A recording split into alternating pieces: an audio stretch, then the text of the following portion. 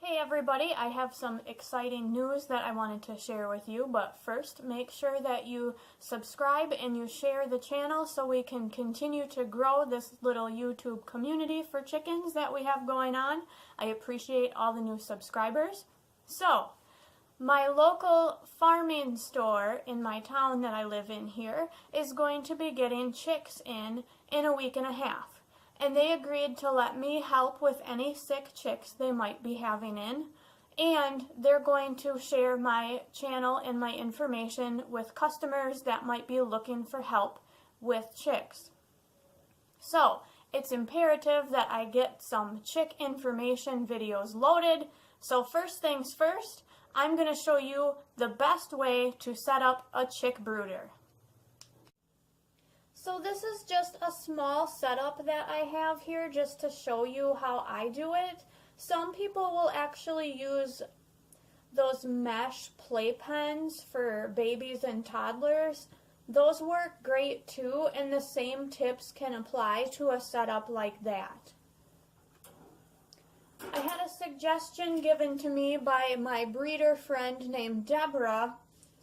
And at first I was using straw and hay in the bottom of my brooder or wood chips, and you know, it works okay. The wood chips can be messy though, and with the straw or the hay, you do always run the risk of the chicks eating some of that straw and hay and getting crop issues.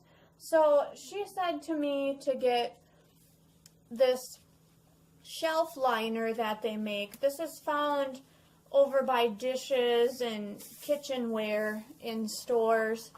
And the great thing about this, you just cut it to fit, and it's very easy to clean. You just wipe up any poop on the bottom, any water that's spilled. And the other thing that I like about this is you can easily see the chicks' droppings and keep an eye on that. So if there's any sick chicks and they have runny poop or something like that, it's easily catchable because it's just right there and you can see it. These are super easy to wash. I will cut 2 or 3 of these to fit my brooder, and then I just wash them every other day, or sometimes I just get wet paper towel and wipe up any messes. So that's what I do for the bottom, and then I cut cardboard to fit all around each side. This helps from letting any feed spill out or chicks trying to escape through the bars, and it also helps keep the heat inside the brooder. Now, I don't suggest that you tape these on because I was doing that at first, and one of the chicks actually ate a piece of the tape and got it lodged in the crop, and I struggled with trying to fix that bird's crop for about a week. I did fix it with a little bit of apple cider vinegar, massaging the crop, but it took some time, so rather than run the risk of having that problem, just don't tape them on. Just snugly fit them in. I'll put one up front here like this after I get it all set up too. So what I do for the water is I use a simple waterer like this. It's small for the chicks to drink out of. It is suggested that you put marbles in the bottom so that they don't fall into there and drown. I actually use the kind that's flat, if you can see that there. I don't use the round marbles because those move around so much, and I think, you know, there's a possibility that if they're stepping in there, they could trip or whatever, and chicks, their bones and their ligaments are so underdeveloped and they're so fragile that if they do trip in there, they could get a slipped tendon. So I like the kind of flat stones that don't roll around in there. At first, I'll just use a shallow bowl for the feed, but you'll notice that when you use something like that, after a few days, when they start to get a little older, they might start trying to dust bathe in there and they're starting to make a mess. They might be pooping in there. So once I see that kind of activity, then I'll move to something like this with the holes in it so that they're not climbing into that. So that's what I do for the water with the flat marbles and the feed.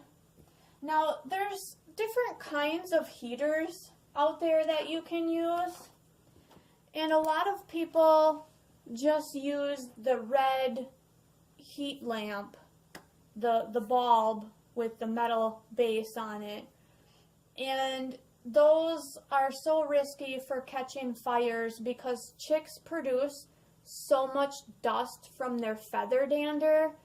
You know, and people are going to say, oh, well, I've used heat lamps for years. As long as you wipe them off every now and then, it shouldn't catch fire. But I think it's rather be safe than sorry. And I like to use things that are safer and that I don't have to worry about. So I use this. This does adjust. I'll show you how to do that in a minute. This is made from a company called Premier One. And basically the concept is that as the chicks get bigger, you raise it up. Because when you first put your brooder together, you 95? want your temperature around 99 degrees. And then you're going to lower the temperature by 5 degrees every week. But it's also going to depend on how fast the feathers are coming in, what breeds you might have. It's a good thing to just use your judgment. Keep an eye on the chicks. If they're always under the heater, they're too cold. If they're under there sometimes, and then sometimes they come out and they're walking around, eating and drinking as normal, then it's good. If they're always far away from the heat lamp or your whatever heater you use, then it's probably too hot. Now if you read the reviews on this Premier One heater, some people say, I don't like that because it caused my chick to get a burnt scalp. On the top of their head, their feathers were burnt. Well, again, use your judgment. Raise it up. Keep an eye on it. If the chicks are growing to where their heads are touching this metal part, then obviously it's time to raise it up. Now, how do we do that? On the bottom of this, there's tabs, 4 tabs on every leg of the base. You just push it in, and the legs move up and down. Really easy to do. Actually, when I first got mine, they moved a little hard, but I think it was just because it's new. Because now after I've used this a few times, they easily move up and down. So I'll just set this real quick here. And I'll put it inside so you can see what it looks like. Now this heating element also comes with a plastic part that goes on the top because some people don't want their chicks on the top, pooping on it, making a mess. So it does, you can get something for the top of it. It's a dome and it has a peak on it so that they can't get up there and walk around. Now again, this is small, but I'm not planning on taking a bunch of chicks home. My husband would probably want to strangle me. I'm just going to take home any chicks that might look like they're not going to make it, or if there's any chicks that they can't sell, like a crossbeak chick or something like that, I'll take it home because I've dealt with these things before and they won't be able to sell those birds to the general public. Obviously, you're going to want your brooder next to an outlet, no matter what kind of heat source you're using. So there mine is. I'm hoping that I only have to take home 2 to 4 chicks. Now, if you're going to have a lot of chicks, say you're going to have 10, 20, or more, you're obviously going to want a bigger setup. And I would say for this size here, you probably wouldn't want more than 10 chicks with this because they're all going to be trying to get underneath there all at one time. So I would maybe purchase 2 of those. Or there is other things available. There is a radiant heater made by the company called Sweeter Heater. It's a long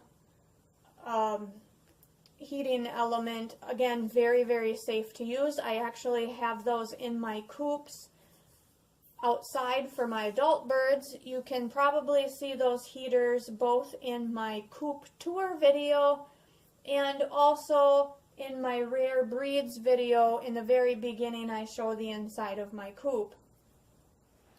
So that's how I set mine up.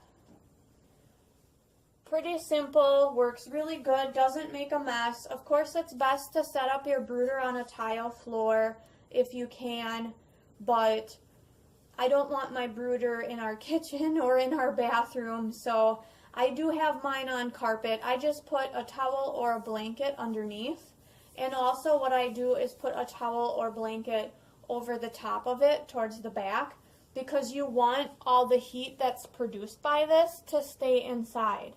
Now, if you're going to do these types of things and use towels and blankets, chicks' respiratory systems are really, really sensitive. So you don't want to use a towel that has fabric softener scent on it, or you can smell your laundry detergent. Be very, very aware of that. You're going to want to just wash those things that you're going to use in the wash machine without any detergents. Now again, for the bottom there, I used that shelf liner. One time I did try using this kind of shelf liner with the holes in it. This did not work out at all because what was happening was the chicks' toenails were getting stuck in the holes and they were tripping and the stuff was folding over. So if you're going to use this method, you have to get just the smooth type of shelf liner. So this is going to be a really fun project for me. I really appreciate the store letting me help out with any sick or injured chicks that they might have. And I'm going to share all those experiences with you. Like I said, the chicks, there's 150 of them actually, are due to come in a week and a half. So on that day, I'll come back on, post a new video, and I'll share with you what's going on and if I have any sick ones and what we're going to do about it. And I'll keep everybody informed, and you can come along on this project with me. I'll share with you general chick health tips and information.